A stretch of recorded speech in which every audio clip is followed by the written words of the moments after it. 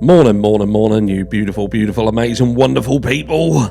I hope you are all well on this thirsty Thursday. That's it, it's Thursday, you're looking thirsty, but you're looking amazing with it, because I can see you. Just ask George. He knows. Anyway, let's get straight into the meat and potatoes, as there is a collision course incoming. Make no bones about it. It's going to happen. At some point, there is going to be an almighty bang, and that is going to be when Erika Kirk and Candace Owens, the two women in Charlie Kirk's life, literally bang together. I know what you're thinking, especially some of you. I don't mean like bang together. There's not going to be any fingers going through each other's hairs. There's not going to be any niceties here. This is going to be an all-out, flat-out war. So what's going to cause it? Well, look, Candace Owens has come out. You know, she's got a big mouth. I mean, in terms of she can talk to a lot of people. Millions of people are listening. And she is by far the most... The largest person, not physically, just in the E-world, who is fighting to find out what happened to her friend Charlie Kirk. Where do we stand? We stand, or a lot of us stand, as people who are looking at all of this unfold, you know, the main story, and are a bit like, that don't really make sense. And then Candace Owens comes along and she gives us some information. Not all of it. She drip feeds it to us because ultimately she's got bills to pay. And I appreciate that that's why she does it. And also she has to do things in a certain way because some things just take time. Obviously she is being fed information and she has to make sure that information is right and make sure that information is proper, and then she can bring it to us. And also she has to be careful what pieces of that information that she gives us and why she gives us, and the potential ramifications for giving it to us. I see a lot of people criticising her in her latest podcast because she was reading a letter and she was omitting some information from that letter, and they would go on to say, look, you talk about wanting transparency, yet you yourself cannot be completely transparent.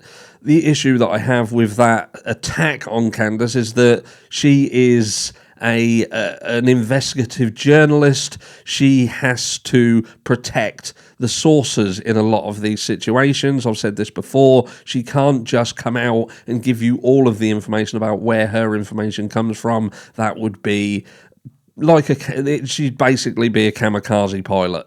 And we know what happened to those. So she recently come out and she told us about some planes that were tracking over the head of Erika Kirk around 70 times, which that's not a coinky-dink, is it? That's flat out following. That's how this looks. We're talking about two planes, Egyptian planes, one yellow, one blue, that seems to be attached to Erika Kirk like a fucking balloon. Like a balloon, you might as well have strings to them. They're above your head, like a kite. She's flying a kite in the shape of a plane. Sometimes Charlie's with her, sometimes they're not. And we're even saying that these individuals, these planes, were around the actual execution of Charlie Kirk when he sadly lost his life at UVU in Utah. And it's one of them where you just think, it starts to blow your fucking mind, doesn't it? Because we're not just talking about planes now that some people are coming out and saying, well, they were just having routine maintenance, just having maintenance. So is Erika Kirk moonlighting as an avionics fucking engineer then? Because they seem to be around her all the time. Was Charlie and Erika on these planes or working on these planes around 70 times? And if these planes need that much servicing, should they even be in the air? But anyway, without getting too excited, yeah, so we are missing some pieces of information here. First of all, you can't just fly planes around the US like that, especially if they're coming from places like Egypt. That just ain't going to happen. You need to know who's on them. You need to know what they're doing. There needs to be evidence or information that explains to you why they're there and what they're doing. And you need to know who's actually got the rental cars, and because somebody come out and said, look, when these cars go in for servicing and whatever, you have all these people on the plane and they will get their own cars. So there should be the ability for those in power to come out if they want to stop a voice like Candace Owens from talking and say, look, this is the planes, this is why they were here, this is what they were doing, this is the information, and put it all to bed. Knock it on the head, like whack a fucking mole. Candace jumps up, gives us some information, someone else comes out and bonks her on the head and say, no, doink. It wouldn't take long before people are like, okay. And I don't even think if somebody went to Candace and said, look, this is the crack here, Candace. You've obviously picked up on something, but here's some information.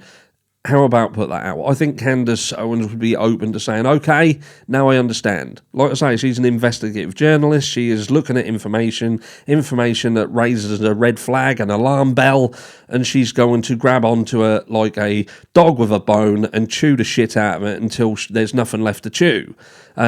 Partially because she wants to know what happened to Charlie, and as aforementioned, and partially because she's got bills to pay, and this is what she does for a living. But she raised the question, she raised a connection with Delaware and talked about Delaware and why was there seemingly a connection in Delaware. And you don't have to look that far to understand that Delaware is quite a pertinent place. Not only does Joe the sniffer Biden live there, but it's seemingly an absolute tax haven, as pretty much half of all of the businesses, the big businesses in the US, their head office is stationed there. Their address, their postal address is Delaware. This is a place that offers a tax haven for those that are there. Obviously, that's why many of these Fortune 500 companies are actually situated there. So, yeah, there's economic privileges for being there, which I would imagine that Joe Biden sorted out himself to make sure that that's a thing. Geographically, it's pretty much in the fucking water, which is confusing considering there is about 3 military units there. Let's just go over to here, because this is what I do find quite unusual, but could explain a few things and why that these planes and the things around there have a connection into Delaware. That's the cat bashing shit out of stuff behind me. What are you actually doing? What do you did that on purpose? Dickhead. Absolute dickhead. Look, so active military base in Delaware, Dover Air Force Base. So Dover Air Force Base, Dover AFB, is the largest aerial port in the Department of Defense. It plays a crucial role in global airlift and air refueling operations. And then it just shows you some key units and operations here. History, we don't really need, but then you've got the USCG Station Indian River, which is a US Coast Guard station. Indian River ensures maritime safety and security in the Indian River inlet and surrounding waters, and there's key responsibilities, search and rescue operations and law enforcement patrols. And then you've got another one, which is here, the USCG Marine Safety Detachment, LUS. US Coast Guard Marine Safety Detachment, MSD, LUS, a branch of Sector Delaware's Bays Prevention Department. It ensures compliance with maritime safety regulations and conducts investigations in the region. Key responsibilities: conduct safety inspections for commercial and recreational vessels, investigates marine accidents and environmental incidents, and enforces maritime laws and regulations. So you could argue that with this being geographically challenged, should we say, it's quite interesting that they still have military interest there. Could it be that this is a pipeline waypoint for other nefarious types of business? Who knows? But yeah, with respect of Delaware, you've got tax haven for businesses. You've got literally, here we go. In fact, I've got the list here. Look. First, the Diamond State. It's the second smallest US state by total area. So you're looking at the second smallest state. But then you've got this. So Delaware is one of 5 states with no state sales tax, making it a home of tax-free shopping. Oh, I can only dream of things like that. And here we go. Look, so it's the lowest average elevation by any US state, just 60 feet above sea level. Its highest point is less than 450 feet. So again, questions why you would then have military complexes that in effect could be that at risk. Who knows? And here we go, look. So Delaware's corporate laws are highly appealing to businesses. Over half of all New York Stock Exchange listed corporations and over 3/5 of the Fortune 500 are legally incorporated there. Historically, the chemical company DuPont has played a major role in the state's economy and history, producing much of the Allies' gunpowder during World War I and later nylon. Did you know that Delaware is sometimes known and referred to as the chemical capital of the world? Culture. I don't think we need so much about that, but yeah, I think that's about it. But with respect of money... Oh, and by the way, crime, shit here. Absolute fucking nightmare. And I'm talking about one of the most violent states because you've got depravity there. Not only have you got a situation where all of the richest companies seem to be stationed there, but there's not really any other business there. But you've still got a situation where the population is growing there, which is then you'd see in a UK type style thing where population goes up, there isn't really fuck all to do, and people then start fighting and robbing each other and touching each other inappropriately. But I suppose what I'm getting at in this video is Candace Owens is flying close to the sun. She's flying very close to the sun in that she is heading for a catastrophic crash into Erika Kirk. Now, some people have said that she has already come out and accused Erika Kirk of being complicit in Charlie Kirk's death. Now, I haven't seen at all anything that flat out says that she is accusing Erika Kirk of anything, but we are getting there. We're getting in that ballpark now where Candace is starting to bring things to light that absolutely questions what is actually going on around not only Charlie, but Erika herself, bearing in mind that these planes were seemingly attached to Erika Kirk. And what with her connections, which George Webb, he brought up with her family being involved in a incredibly lucrative overseas drone operation worth we're talking about billions. I think he said it was around $18 billion defense contract.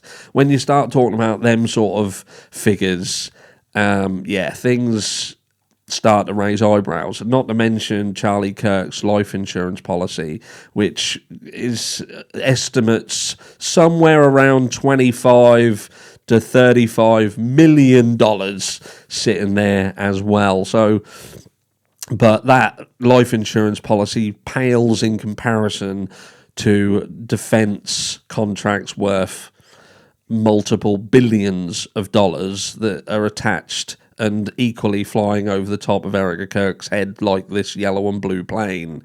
So what is going to happen? Where are we heading? What are we going to see between Erika Kirk and Candace Owens? Because again, we are getting to the point now where if Candace Owens keeps digging, what is she going to find? Because we're getting to a point where the carrot is going to end up actually being our meal. It's not just on the end of a stick and we're following it around. At some point we're going to end up being able to physically grab it. Candace Owens has also mentioned the fact that there is potentially other fingerprints found at the scene of this crime as well, so not just Tyler Robinson. So we're going from, remember right back when she also said that Tyler Robinson had not been on campus here. You've got Tyler Robinson and Lance Twiggs who look very, very similar, and when you put them under potato cam, I would imagine that it would be very difficult to tell these motherfuckers apart. You've got some people who are close to the family saying that don't even look like Tyler Robinson. We're supposed to just believe that his family turned around and was like, yeah, we saw that picture and immediately thought that's Tyler. We've got a lot of sketchy stuff around this case. It just keeps getting more and more sketchy. I showed you yesterday, only briefly, court documents that prove that they want to try and hide the entire trial situation away from the public. So Tyler Robinson, we've not seen him since Potato Cam. We've seen him on a fucking camera. So that raises even more red flags. When have we been in that situation before, when it's supposedly something very simple? So Charlie Kirk goes onto college campus, sits in front of everyone, his security team fucks up, he gets shot by an individual who is politically driven, apparently, and eventually turns himself in. So job done, 33 or 39 hours if you read documents, and this is a job done, all done, in a nice bow. I don't know why everyone's looking at everything. But then, in the aftermath of it, it's just complete and utter fucking weirdness. Absolute weirdness. Everyone hiding, covering themselves, and people coming out trying to do damage control. The shit, piss poor attempt on Sean Ryan's podcast. Is it Sean Ryan, I think, with the security team, who basically fucking blamed Charlie. What is that about? You had one job and you didn't do it. You couldn't do it. You fucked it up.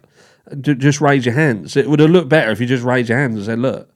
And I know people have come out and said, no, but you didn't see that he said that there was supposed to be police put on there, the security from the actual university. Fuck off. That was their job, to make sure that everything was done. You don't farm it off to other people. And if there's a contractual obligation for things to be done, then there should be ramifications for failure to do that, because that would have been an agreement in a contract of security that was breached. And then that people, or the people involved in that section of that, should then be pulled in and questioned as to why that didn't happen, when you bear in mind that Charlie Kirk was literally then executed. That would surely be a red flag, right? Who knows? But yeah, let me know down below. With what Candace is bringing out, and the more she is digging, are we getting to climax point? Are we getting to the point where these two women are going to have to go fully head to head, and the gloves are going to have to actually come off? Because we're kind of skating around it now, aren't we? We know where this is heading, we know where it's leading, we just want to get there. Love you all. Enjoy the rest of your Thursday, and I will catch you all in the next one. Mwah.